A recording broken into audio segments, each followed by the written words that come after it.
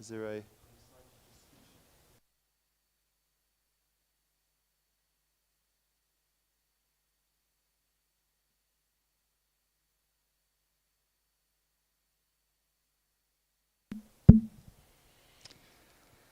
All right. Good evening, everyone. Welcome to the Town Hall for Monitor Access. I'm Matthew, a part of the Monitor Access Committee that's here this evening. Tonight we have our managing agent, Louis from Paxton here, to do a presentation for us based on his team. Just a couple of announcements for the people in the house. If you would like to use any of the facilities, men's to your back right and ladies to your back left. We just ask if you have any questions through the presentation. There will be a Q&A at the end of each presenter. So if you could just hold your questions until then, or unless you really aren't going to be able to remember by that time, you can put your hand up, and if it's really burning you behind the ears, you can ask the question. All right, and with that, I'm going to hand over to Louis. Thanks very much. Thanks, Matt. No problem. Okay, good evening, everyone. My name is Louis de Jager. I'm the street closure manager at Paxton. Paxton Property Practitioners have been in the business now for just over 30 years. And for the past 5 years, we've been doing residential closures, street closures, and business forums. That's my department, that's my speciality. Just to give you a bit of a brief history about myself. I come from the Free State, so if my English is not that great, I apologize for it. But I'll try to make up with it with enthusiasm. Yes, sure. So from my side, I studied in Bloom. I studied law. I also assist Paxton with all of their legal queries. So I'm quite well versed in all of the legal implications for the closures. And if there's any questions from your side, I'll be more than willing to answer it at a later stage. Stephen, if we can move to the next slide. I think it's about 2 slides that we can move forward on. Okay, and so just to give you a brief summary of the services that we as Paxton provide, we attend to the administration, the financial back-end administration, the compliance for the entire closure. That would be the management of the NPC as well as the requirements with City of Tshwane for your closure, and then any legal matters that needs attending to. If there is a complaint, if there is issues with the closure authorization or anything in that regards, we can also assist with that. We have a team of 3 lawyers with Paxton, or 3 members with LLBs with Paxton, and we also have extensive legal background with specific reference to administrative functions in City of Tshwane. So we can assist you in that regard as well. Next slide, please. Just to give a bit of a brief explanation of the administrative services that we provide. We will attend to the collection of the membership agreements. That would be the power of attorneys that you will sign.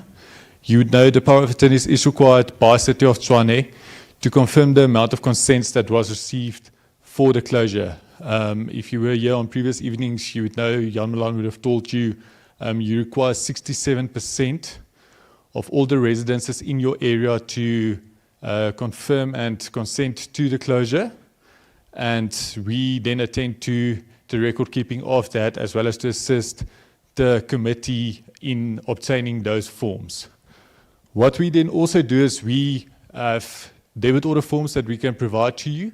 We collect the debit order forms and then we process it on our side. We work with Netcash as a system.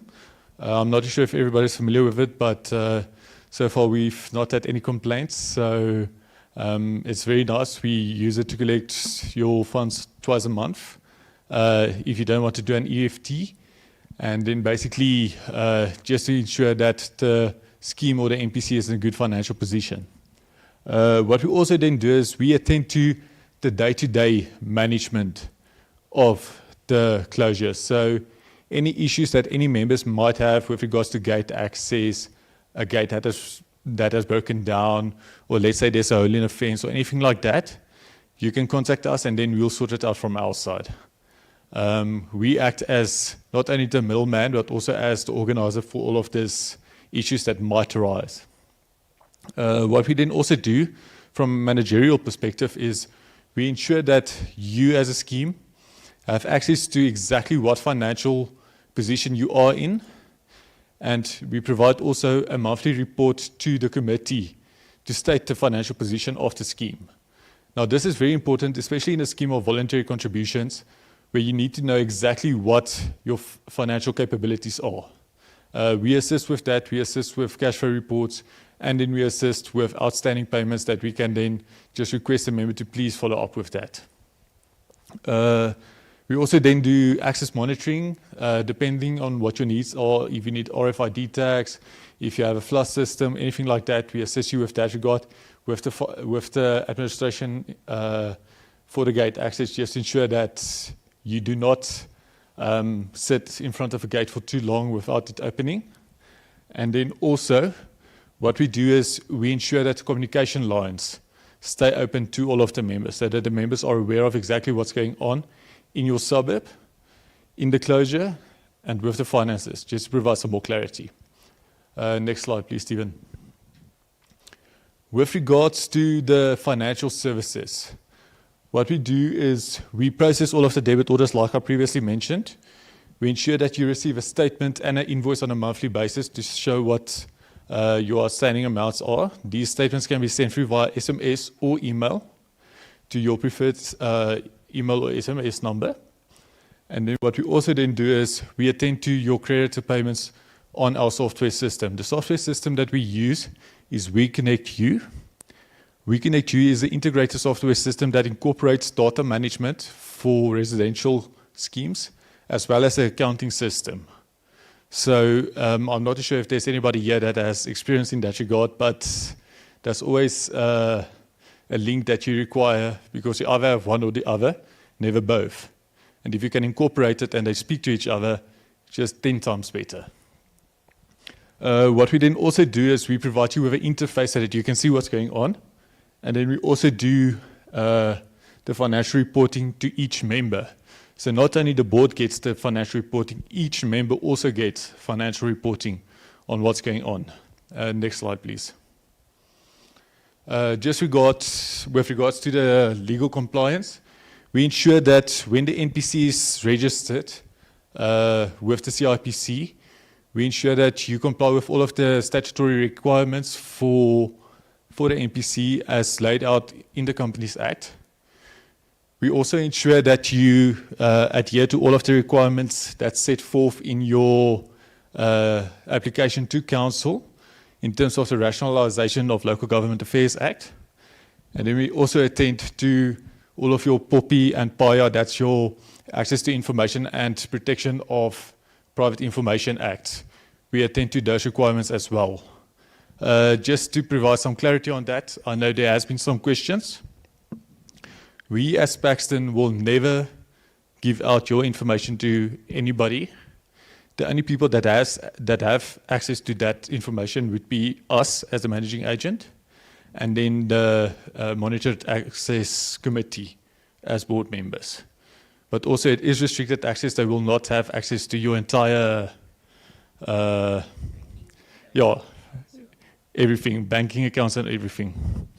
Next slide, please. What we do is we provide you with a membership application or a consent form. In this case, you already have a power of attorney that you have completed. That power of attorney is the same document as a membership application. It also provides us with consent to move forward with the closure.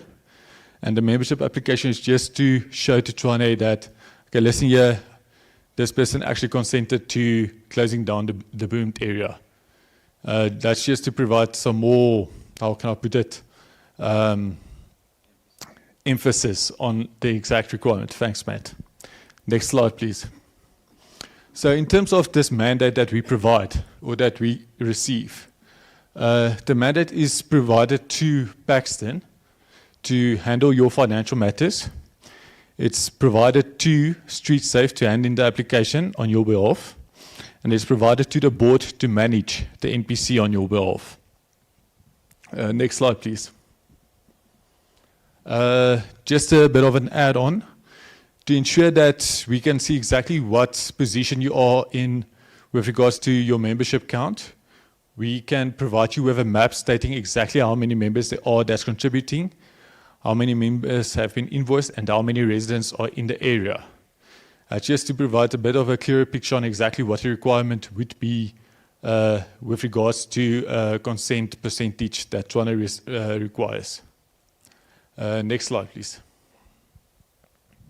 Okay, so I briefly mentioned the system that we use. Next slide. The system we connect you, they are based in South Africa. They are based in the Cape. We have an interface where the members can interact with the system. The board members can interact with the system. We can interact with the system, and then also auditors and attorneys can interact with the system, all on a different basis. And all have different access to the system as their needs require it. Next slide, please.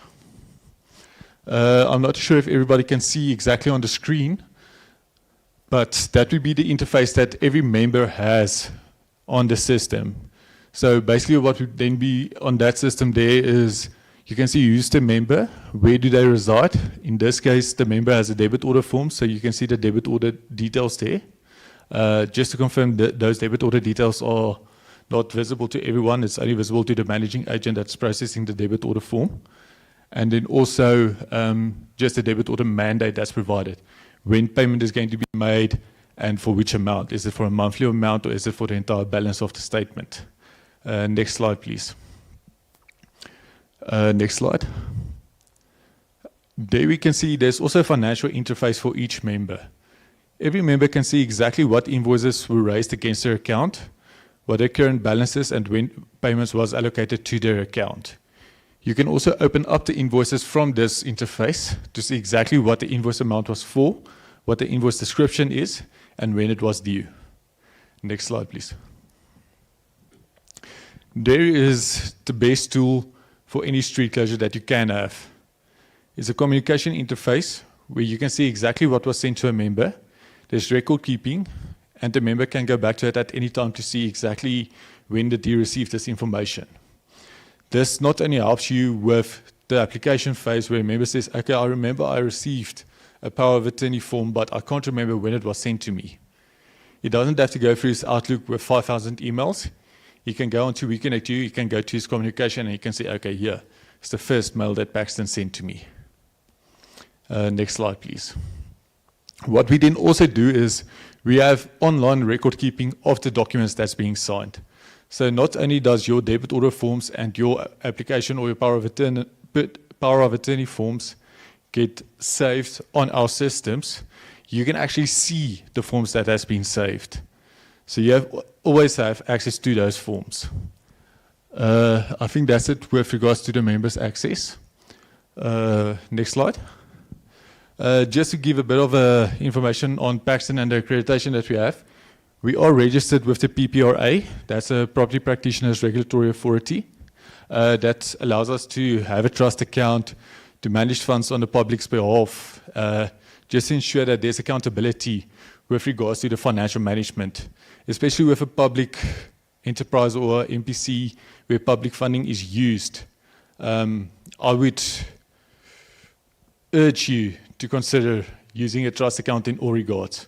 If funds are collected in a private bank account, that bank account belongs to a certain person, and that person decides, okay, no, they want to move out of the area, you're going to have a struggle for 2 to 3 years to transfer that account. Unfortunately, you can't control what happens to that account, and there's no accountability from the person who owns that account.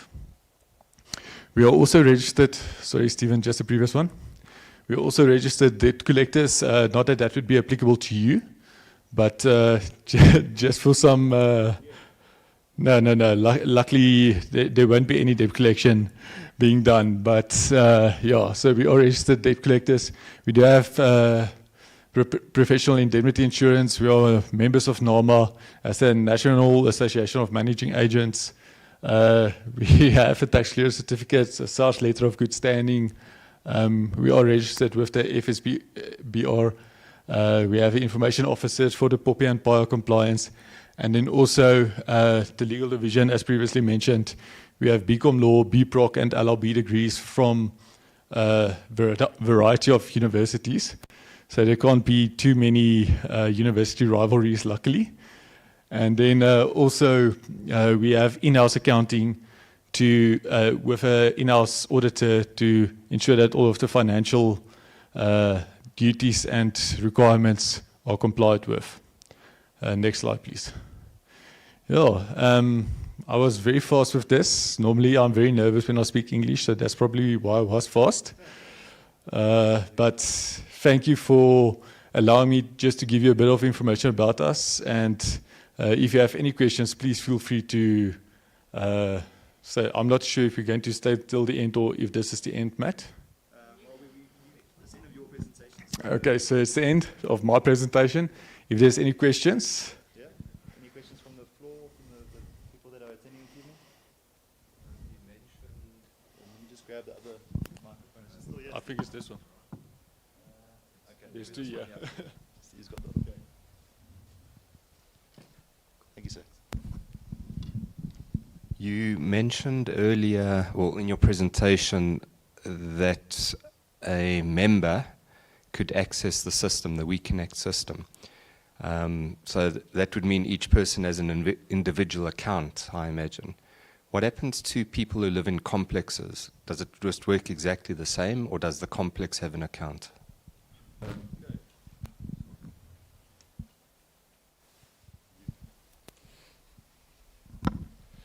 Okay, it's a very good question. The question was recorded. So it depends on what type of agreement was signed with the complex. If one agreement was signed by the NPC for the closure with the entire complex as an entity, then one unit will be created. We can create multiple users on that account. So let's say you have 10 members or 10 residents in your complex. You can create 10 members or 10 users for that account to have visibility. Alternatively, if the complex does not sign up as an entity, then the individual residents can sign up and they'll have individual units.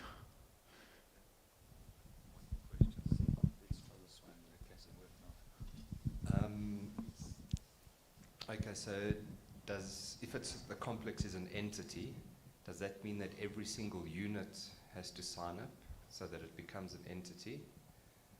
And I ask that question because what happens if there's 20 units but only 10 people sign up? Okay, so because it's complex and there's expense that's going to be incurred, the expense would have to be approved at an AGM. So if it's approved at an AGM, the motion carries, then the complex as an entity signs up. Yeah. Okay. Any other questions? Okay. All good. Thanks. Right. Well, I've got this other mic, so I'll use it. Thanks very much, Louis, for joining us this evening. Appreciate your time and the presentation. All right. I think then that will take us on for Impo. He'll join us now just to go through our CERA presentation that you might have seen before, either online or if you were here previously. Yeah, Impo, here you are to take it away. All right. Thank you, Matt. Thank you, Louis. Just by introduction, my name is Mpodumo Dobada, and I'm a member of the CERA committee, which is the overall Residents Association for Clubview. So not just our area, CERA 1, but all the CERAs, all the Clubview areas around. I serve as the treasurer for CERA, but I'm also a member of the Monitored Access Subcommittee, which is the committee that is speaking to you today. Firstly, I just want to give just a quick snapshot on CERA. so that you can understand who we are and what CERA is doing and some of the projects that we are working on. You've probably seen quite a lot since over the last year, especially on the WhatsApp groups driven by Nina, who does a lot to drive engagement, which is a key part of what CERA wants to do, because to achieve any project, whether it's monitored access or cleaning or improving the community, you need the community to be united and together. And that's a key part of what CERA wants to do, to make sure the community is together and the community is informed. Another project, Stephen, we can go, to the next one. Yeah, there. Another key part of it is obviously beautifying Clubview, which you have seen currently as we speak. There's the painting project that is going on. There have been many other projects, from painting lampposts, cleaning up and fixing Littleton Road, painting and cleaning up parks. There's also cleanups that have been running through CERA, which has been cutting bushes all over Clubview, areas where the municipality is not maybe supporting or coming quick enough. And all of these projects have been supported by you guys. There's also been projects that individuals within Clubview go and run themselves to go clean up, and CERA will then support either financially or support by advocating for them. And of course, obviously, securing Clubview is a big one, which is a topic of today, which is driven by the subcommittee that looks into security. So I think on behalf of CERA, first we want to say thank you to all of you that are listening in as well on the live streaming, for supporting CERA. Everything that CERA has done is through the donations that have been received by the community, and those have been actually going very well. So we thank you for that and ask you to continue supporting CERA, not only financially, but also in terms of coming out to assist in some of the projects and bringing whatever skills. There have been people bringing skills. Some have said even this week we could do a website, we could do this and that in the community. All of that is valued. Cool, let's jump in. I want to just start by talking a bit about crime in Clubview at the moment. So if you look at what I'm showing up there, these blocks here are the crime incidents that have happened in Clubview this month, July. And by the way, yes, not in Clubview, CERA 1, 2, 3, Ashwood, and so on. This is just CERA 1, this community here in these streets that are right here. We've had, more than 9 incidents happening in our suburb, in our area, in this month. Everything from break-ins to attempted break-ins to gate motor theft. And you won't believe it, we've had 3 vehicles stolen in CERA 1. And to make things even worse, these vehicles were stolen in complexes, not even in houses. So the crime situation in Clubview, to be quite honest, and we try to avoid being too sensational, but it has gotten out of hand. A lot of these break-ins that have happened are happening during the day when children are at home. As we know, in the suburb, we've got a lot of families, and we also have elderly couples that are, elderly people that are also vulnerable. So it's happening during the day. So it's quite, I'd almost say, I almost want to put it that it is quite an emergency, if you were to call it that. Beyond just looking at the crime statistics, it's also just the emotional impact and trauma that people are going through. I'll just try to read a piece of this for you, where just this one here, it says, just a short note. When I saw my neighbor after she was assaulted and traumatized by 6 men with pistols in her home a few days ago at around 5 p.m., I knew the time for talking has gone. It is really time to close off the area as soon as possible. I took these as screenshots from the WhatsApp group, the WhatsApps in the CERA group, and I didn't take them just to talk about monitored access, but I just wanted to bring out the emotional trauma that people go through in these experiences. Now, yesterday, we had the chairman of the Irene Residents Association speaking here and giving us details of their journey that they went through. And where they drew a line and said, this is it, we are closing off, is when they lost a life. Someone got killed in Irene. We don't, as Clubview, want to get to that point. I think this is enough for us to act. We cannot wait until we've lost a life, or even, I mean, we've had even just in the last month, we've had break-ins where people were hurt. There was one where I even drove past, you could see the ambulance, maybe not so badly, but we don't want to get to that point. And that is the main reason why we are acting, and we need to act now, because the process does take time to do. And we need to act before things get seriously out of hand. In fact, honestly, it has already. Cool. Then another thing, there was a chat about this after we presented it on Monday on the CERA WhatsApp group, if you guys saw it. There's a whole informal settlement developing on our doorstep just across Littleton Road. So there by the Sasol N14 as you drive in. Now, it's a very interesting place, that, because I actually went there on Tuesday to go and take these photos. I actually realized, I mean, I live here as well. You drive past there, you can see there's a recycling. You can see maybe there is a few shacks here and there. Something is going on there. But the picture, when you are standing in there, is extremely shocking, to be honest. I don't even think the photos here are doing justice, because, I was saying to the guys that the trees, I was standing right next to this place, but the trees cover it quite a lot, even when you are at a close-up. What I can tell you is that just from an eye's view, there's at least over 100 shacks in there. Just from an eye's view. Quite sadly, I even heard a child crying in there. That, what is happening here, is not recyclers coming to recycle. That is a full-on informal settlement. There were even women walking out of it, where people are living there. People, I mean, even you saw buckets and things. People are living there, bathing there, staying there. It is a full-on informal settlement. As you can see, even the filth, it's not just recycling. You can't see this photo clearly. I was on the other side. It is dirt and filth going all across it. Now, I've said this before, even in the presentation before, and I'll say it again. I don't think that the majority of the people who live here are criminals. But the problem with an informal settlement like this, set up right next door to a suburb, is that it's a breeding ground for criminals.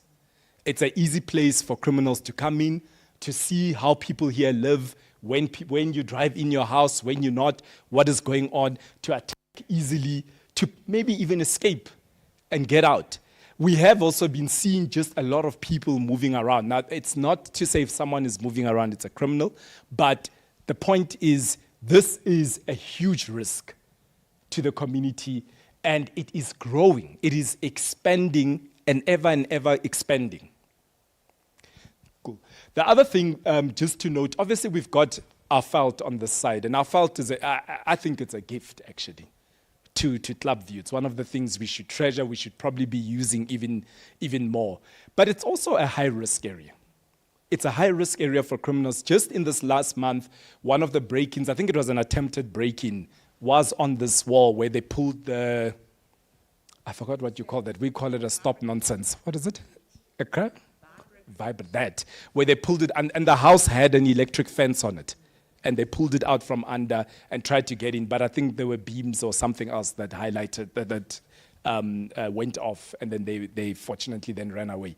But that is another risk. Some of the advantages we also have is that we've got, we're quite in a central location. There's the N14, there's highways, which works very well for us as residents, but also works well for criminals. And that is also part of the reason why we need to do this. Cool. But, next slide. But it's not over, if I were to put it that way. There is a way to turn this situation around and to stop it from becoming worse. If I were to actually summarize it, I'd say Clubview is on the fence at the moment. It's at a place where it can either, I don't want to use the word become an Irene, because that's not the vision, but it can become a great suburb, a suburb that we want to live in, where we can enjoy its wonderful streets and parks and community and so on. Or it could go the other way. And that's kind of where Clubview is, and we need to make sure that we get it there. And if you look at the the monitored access plan. This is a list of suburbs that have closed off.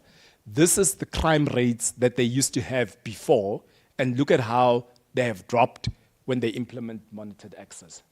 In fact, I'm just using Irene because they were speaking to us yesterday. They were saying they were averaging around 50 incidents a month before they went this route. So there is a solution, and that's what we want to show you today. Cool. Where we at on time? Okay, I'm going to try and move a lot faster now. So this brings us to our monitored access plan under the plan to introduce a Clubview security village within our area. Firstly, I just wanted to give you a sense of the team. There's the Clubview Monitored Access Subcommittee. I've already introduced the committee under CERA. That's basically your representatives within the Monitored Access project. And then we've brought on a consultant, which is Mr. Jan Malan from Street Safe. He actually spoke on Tuesday. In fact, what I want to say to you, if you look at the suburbs that I showed you yesterday, that I showed you not yesterday, that I showed you in the slide before, as the committee, we've engaged with a number of these suburbs. We've literally went to speak to them to find out what did they go through, is it effective, and to get the right advice around it. And when we started this process, a number of them kept saying to us, go and speak to this man, which is why we brought him on board to help us to get this through. So I think one thing also in adding to that, I just want to assure the community that we have done extensive research, engaging other communities that have closed off, engaging experts. This man here has driven and led closures of most of the gated areas within Tshwane, engaging managing agents, as you've heard from Paxton, who've done and managed a lot of these things, so that we can ensure that we give you guys a plan that will be effective. Cool. We can skip this. This is about Street Safe. I'm not going to go too much into that.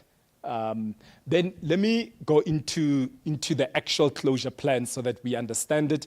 On the WhatsApp groups and communications, there's always been a lack of proper clarity around what it is and what it looks like. So the monitored access plan has got two phases. Phase one is what we call a virtual closure. And then phase two is a physical closure, which I will come into. What is the virtual closure? So if you think about it, the physical closure requires us to close the roads, and that requires council. That's physical closure. The virtual closure is effectively the security systems that we can implement that we know are effective at reducing crime, but we do not need to close the roads to implement them. So these are camera systems. So if you look at all our entrances, this is Leiden Road over here. It's two entrances. The other entrance would be here. We would have cameras sitting there monitoring the traffic and people that are coming in and out of here. And then from there, we also have other entrances here. If you look there, these are all the entrances into the area. There would be cameras that are helping us to monitor the entire entrances coming into the suburb.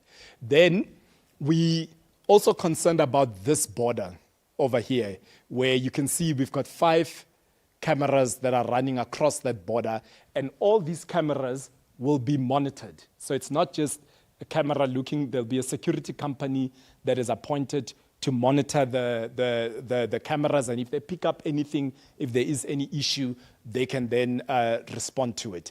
On top of that, of course, there'll also be an estate manager that comes into it. The estate manager is more like a security manager that is employed by the Clubview Security Village NPC to manage the security companies, to manage the infrastructure of the cameras. If anything goes wrong, any of the equipment that we're using goes wrong, they're the ones who manage it. But also, more importantly, it's to ensure that the system that's been set is actually effective. I'll give you an example. Just as I showed you before, there were about 9-10 incidents just in July. We do have security companies in our suburb that we've all contracted privately, and they are good security companies, and we will actually be bringing them on this to help us. But the problem that we have there is that I am contracting my security company individually. There isn't a community engagement to say we've had 9-10 break-ins over here. What is our plan? who should be doing what, who should be where. So once we introduce this, we start to bring them on board and we start to bring them under a management team so we can work together to ensure that the crime goes down. Next slide. If you have a burning question, you can stop me. Otherwise, I will take questions afterwards. Yeah. Next. So over here, it's just showing you the cameras. There's the cameras that have the license plate recognition that can pick up any license plates that have been flagged by the police for any crimes. Over here, you've got just showing you the monitoring. And then a big one around the virtual closure. It's around working together with the security companies to ensure. So just to give you another example, the footage from this that's been monitored will not only be given to the security company that has been contracted to do the monitoring, it will be shared with every security company that operates here. So everybody can have a view of what's going on and secure the place effectively. Well, yeah? I've got a question which I know everybody asks every night. Do I have to get rid of my current armed response? I'm going to answer it exactly how the expert answered it. It's ultimately it's your choice, but I think the main thing that we need to understand is that the monitored access plan is proactive security. Its goal is to keep criminals out of our community. Your armed response is to prevent crime. Yeah. Your armed response is reactive. It is for when a criminal has gotten onto your property for somebody to come through. So our recommendation would be to keep your armed response, but ultimately that is a choice that you would have to make. But our recommendation would be to keep your private security, and then we have this thing that is securing the outer areas and ensuring that nobody gets to your property. Yeah. Cool. Then I just want to put the virtual closure that I've shown you there, which is phase 1, and the camera system, because we do not need to go through council to do it, we will be able to implement this within 2 months of beginning payments.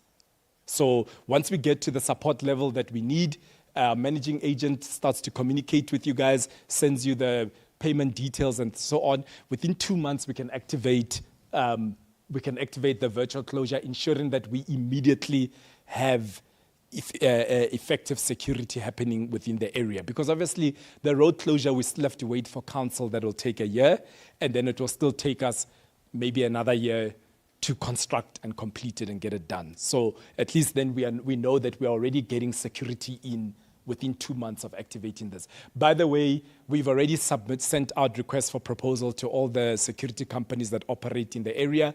And those proposals are not just for the virtual closure, it's for the whole plan. In fact, our deadline was today, and I saw most of them have responded with their proposals. We will go through them and assess them and move with that project so that we can activate this as soon as possible. Yeah. Cool. Next. Then, so that's the virtual closure, the camera system, the patrolling, and all of that without the gates. Now we get to the physical closure. The physical closure will be gates that will be at the main entrances, Leiden once again, Von Willig. This will be the entrance areas where people can come in. And then what we're going to do is we're going to close off this area here, and there will be, this going towards the oval or park, and then there's 2 small roads that enter in here that will be closed. There will obviously be pedestrian entrances in these areas because by law we need to make sure that pedestrians don't have to walk too far to get to a main entrance.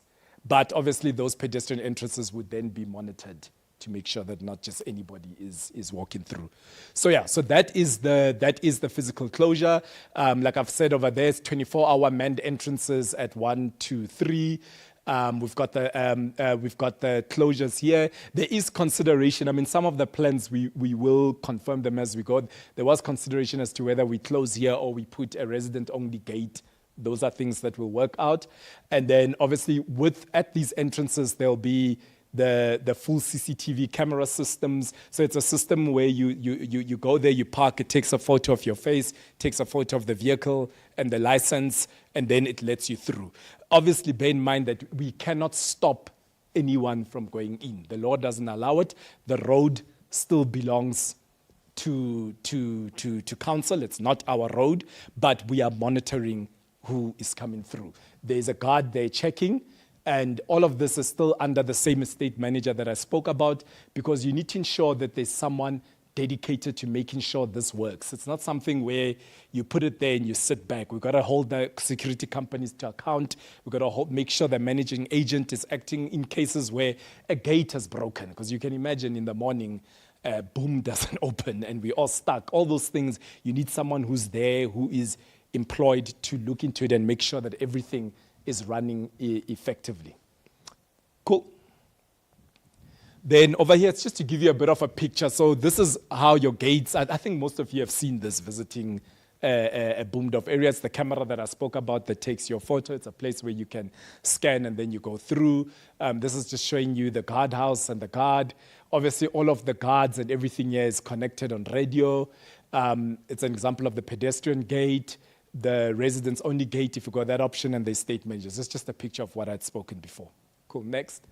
Then here, I just wanted to show you at those main entrances, you get these gates that are sitting in front of it.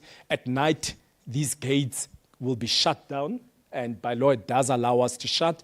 We'll obviously decide what is the appropriate time for these gates to be completely closed. Of course, the guard is still there, so you can see there's a car there. If you are a resident or someone wants to go in, they can open, but obviously at those times, they'll have to open that and open that to let you in.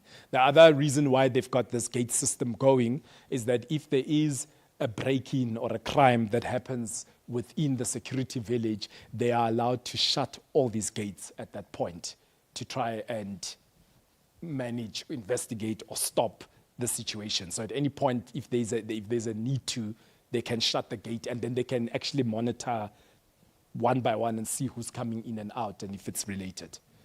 Cool, so that's that. Then, yeah, next slide. Cool. There's always this question that has come out from the residents is whether can we close Leiden Road? Because, you know, in our view, Leiden Road is a busy road.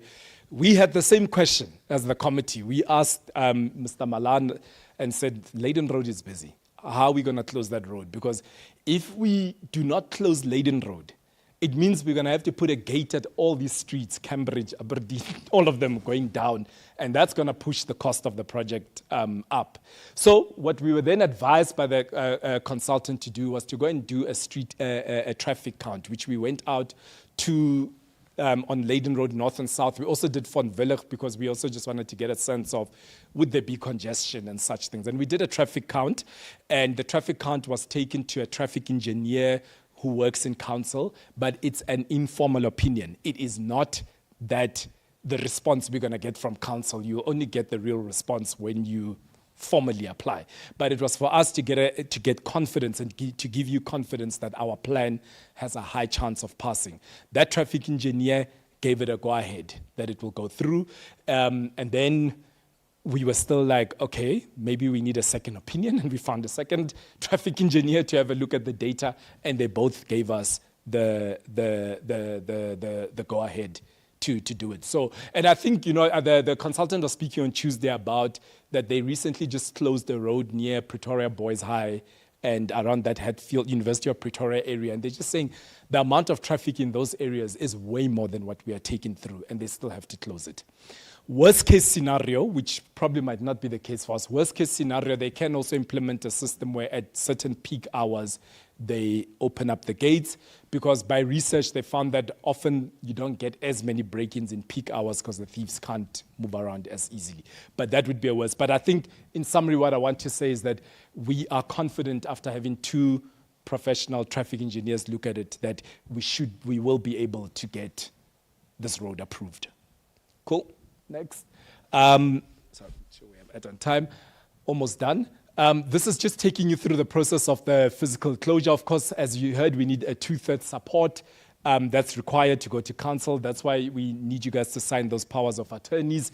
And then there's a whole process from traffic impact studies. Obviously, we did an informal one, but this time you need to call a proper engineer that does it. I mean, council is not going to take our one with an opinion. There's a formal application process, there's surveys, there's legals, there's all kinds of processes that happen.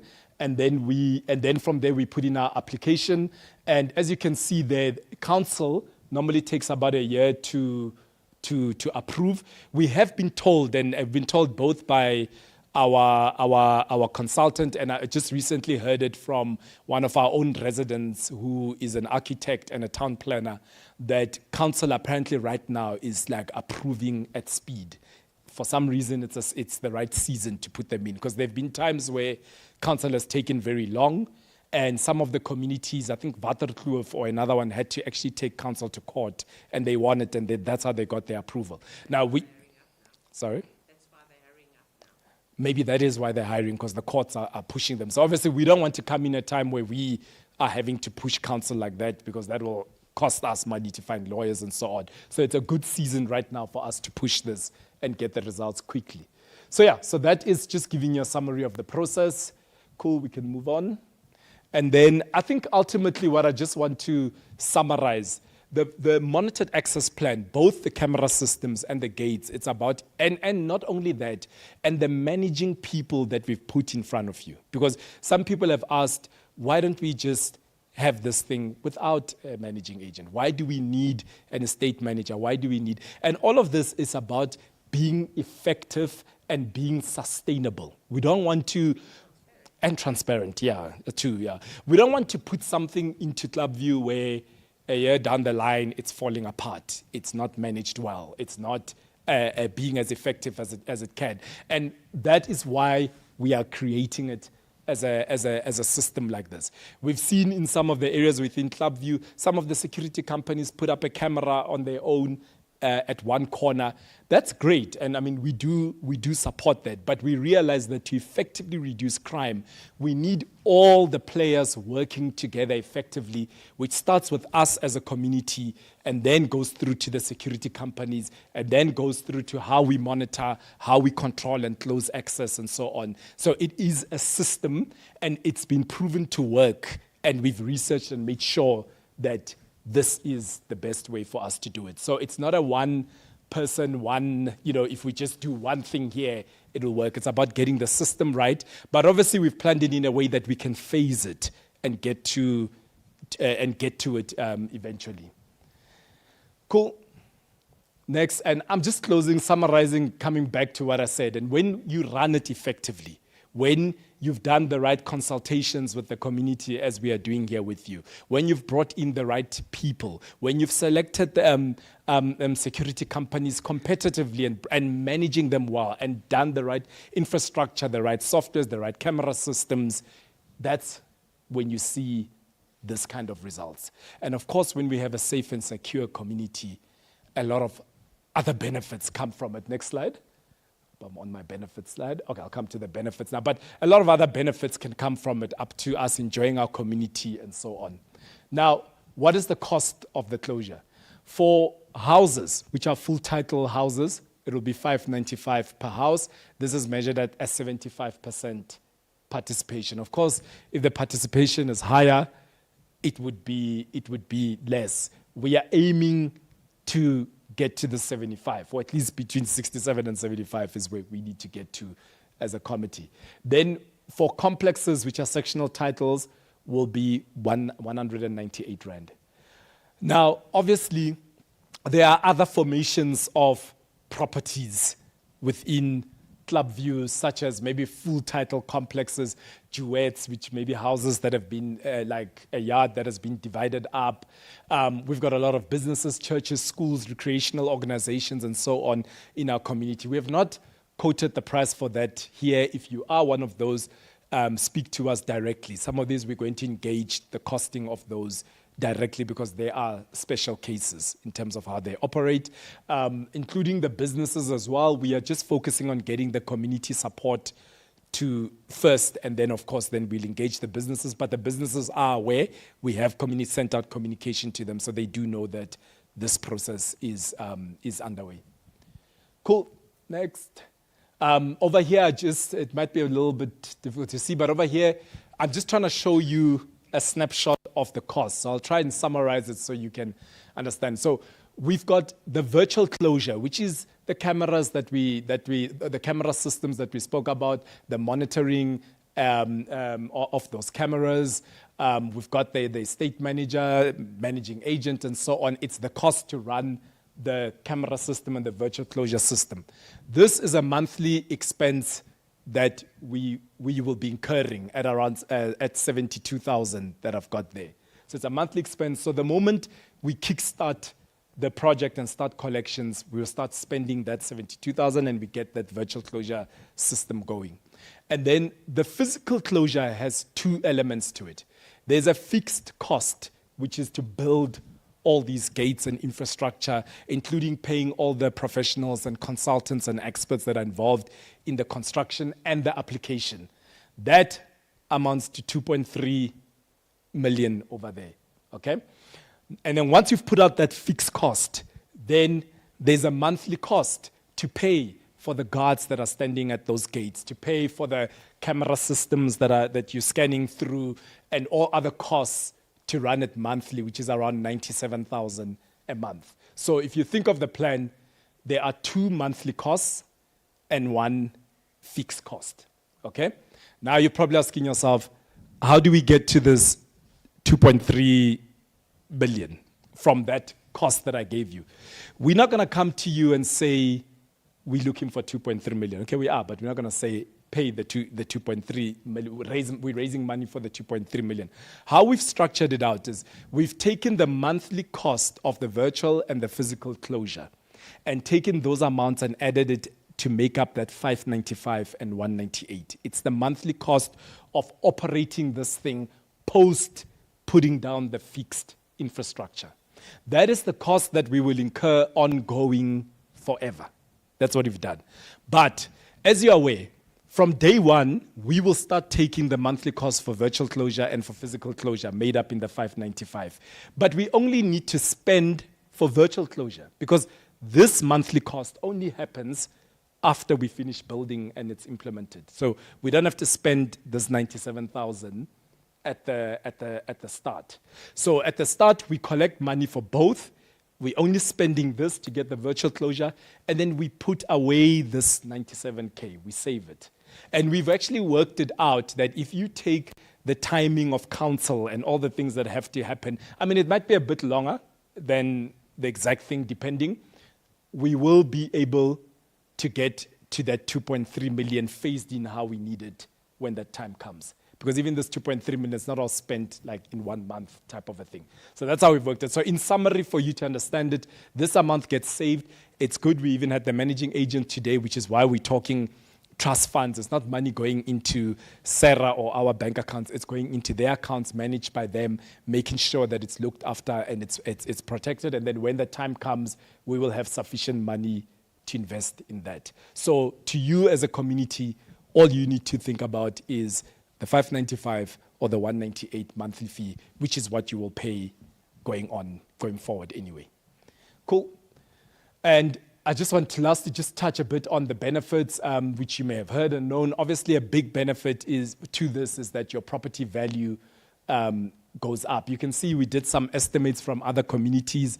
In fact, one real estate was telling us 30%. We're trying to be a little bit more prudent over here. But this is the kind of increases that communities are seeing, around 300,000 almost in property value. I mean, the Irene guys we were talking yesterday were talking quite excessive property value increases. So it's actually one of the best investments you can make in your property. I've heard now, I think 2 or 3 people saying it from, actually we've got an estate agent here. No, it's true. As the guy from Irene said, the prices skyrocket, and especially if it's well managed. And the properties sell a lot faster because people want to be in a secure village.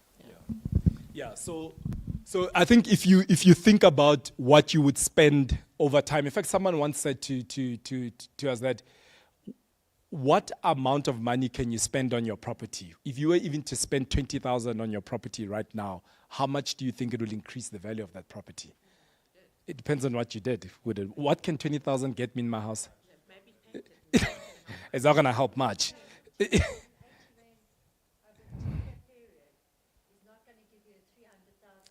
Increase in value. Yeah. So it's a big investment. Another big part is obviously insurance premiums drop, not only on your house, but also on your cars and other assets and contents, which is also helpful. But I think ultimately, and I say this a lot, all the financial stuff behind. It's also about living in a place that is safe and secure. We've got a beautiful suburb, beautiful trees, beautiful parks. We want to be in a place where our children can walk to these parks and enjoy it, where we can enjoy it, where we can live safe, where our elderly can be safe and enjoy this place, because it is an amazing place to live in. And I think that ultimately is the main benefit of such a process. Yeah, it's to take us. It's to take our suburb back. And even if you listen to, I'm just from the Irene guys who've spoken, it is one of the first step. I mean, right now they are at a point where they're doing a lot more. And under CERA has already started that even without monitored access happening, where we're trying to paint and trying to improve. But once you start that and get people out to own it, then the level of additional things that you can do and participation starts to increase. Yeah. Cool. Next. Lastly, I think I'm not going to go too deep into this because you guys got the managing agent today who I think explained too well. But all I'll say is that the first step right now is we need to get to our 2/3. We need you guys to sign the POA so that our consultant, the managing agents, have the permission so that we can submit to council. Yeah. And that is all from me. Thank you.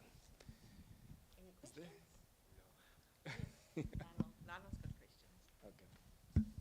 Where's the other mic? You can use this mic for now. It's just so that the guys on the virtual stream can hear you. Okay, sorry, man. I've just made a couple of notes here. So when the traffic count was done, and that was then handed to the engineer at council, and he gave a thumbs up. Did that take future development into account on Leyden Road? Because that's obviously going to increase the traffic count on that road.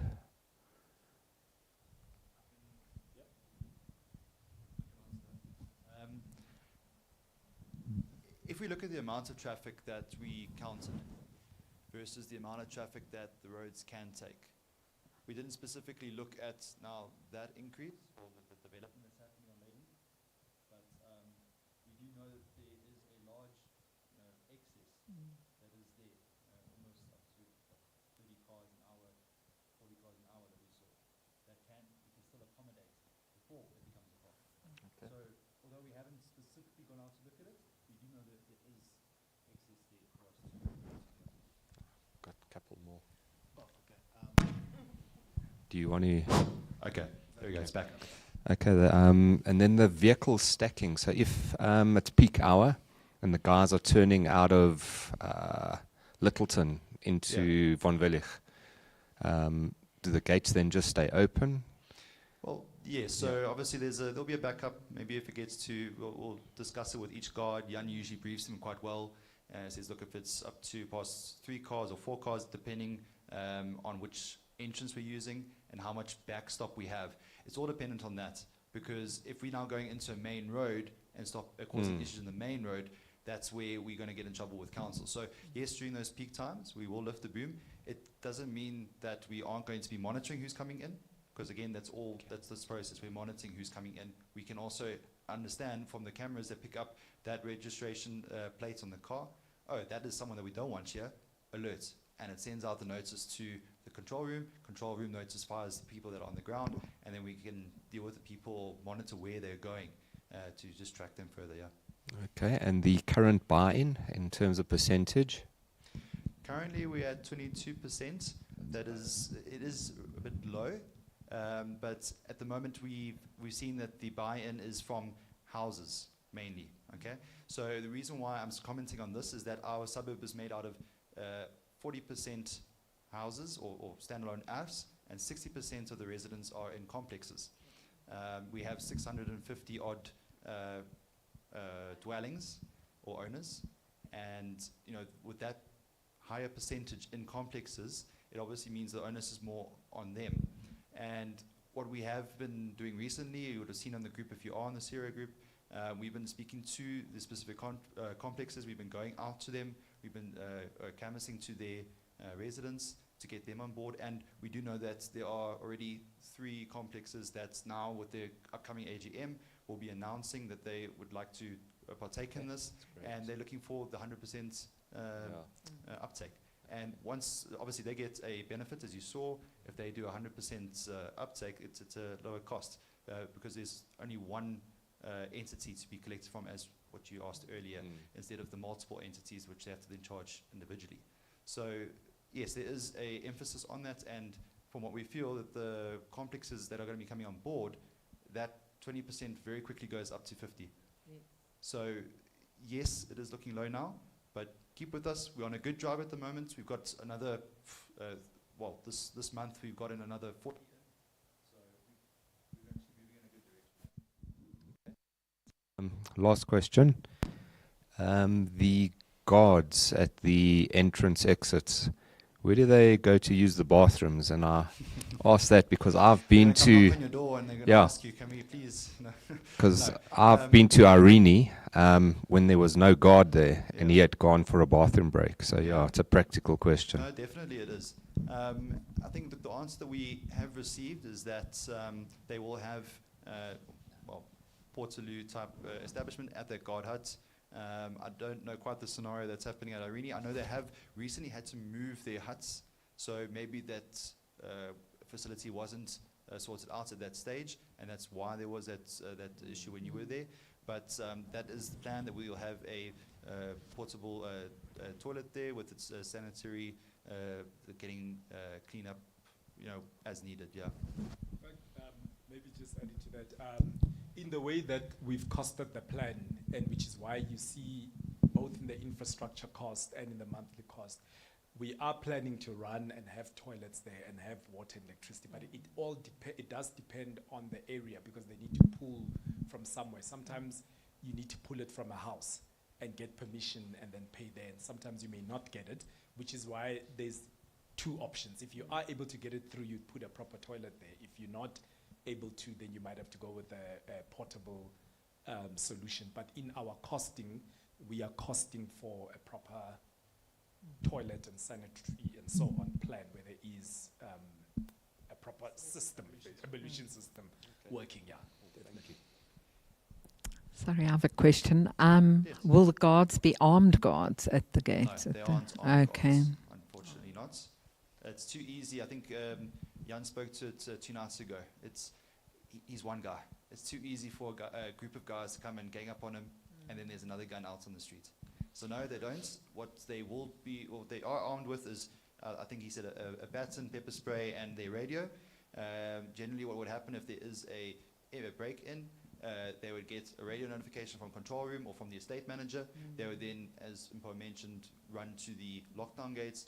They'll lock the gates, and they'll be standing outside the area. They aren't going to be locking themselves in. They're trying to speak to the responders that come in, and as soon as the responder comes in, they can make contact with them and open up for them. Yeah, that's how it works. Yeah, I think a concern is those gates being closed, like late at night. If you catch a late flight home and you have to stop at that gate, and then there's a very high risk of hijacking. Yeah, And especially with the informal settlement, having to stop dead at a gate and wait for a guard to come and open. And yes. yeah.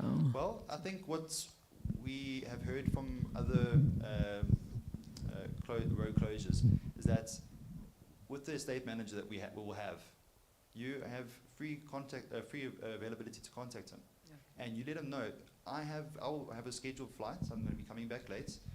Please do inform the guard, and generally the guard will then either keep it open for you or expect that you'll be coming and make sure that he opens it at that time to help prevent you from standing outside there becoming a target. Yeah. I might add to that, in Irene they currently have that, and I leave Irene fairly late some nights. In Irene they currently have that, and I leave Irene fairly late some nights after they've closed the gates. And I've seen people arriving at the gate when I'm heading for the gate, and the guard just goes up to the car. They either show their Irene ILA card and thing that's on the car, and the guard or the guard recognizes them and opens the gate for you. And the same thing with me then going out. They just open the gate for you and you just go. So the guard stays at the gate, even though the gate is locked. The guard stays there because he needs to open for anybody that's coming in or out. Okay. Right, so anyone else? Any other questions? No? Fantastic. Well, thank you for the questions. Thank you for coming out this evening. Everyone that's watching on YouTube, thank you for joining us over the last 3 nights. We appreciate all the questions, all the attendance, and we hope that you'll be signing up for our road closure initiative. Thank you very much. Just one Last before words we there. close out. Also, look, in terms of growing our the membership and support, we really requesting your assistance. All you need to do is speak to a neighbor, speak to someone, and let's pull through. You know, if we look at the number, the over 140 or so that have signed up, if each of those people were to speak to one person, we're already through the 50% mark. Yeah, so.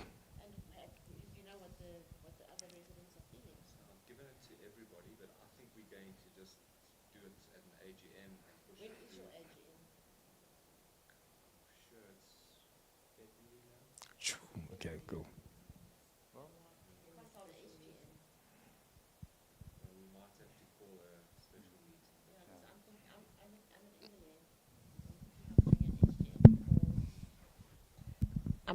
I'm at Ingele, and I'm thinking of calling an SGM before, because ours is at the end of November, and with the crime the way it is now, you know, we need to move, and with the complex, we've got 72 units, which is a lot.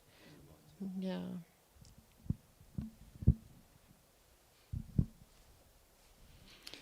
All right. But then for that, if you would like us to come and speak to your fellow residents at your complex or your closed area, let us know, and we can definitely come out and help have a specific evening for you. Yeah. Okay.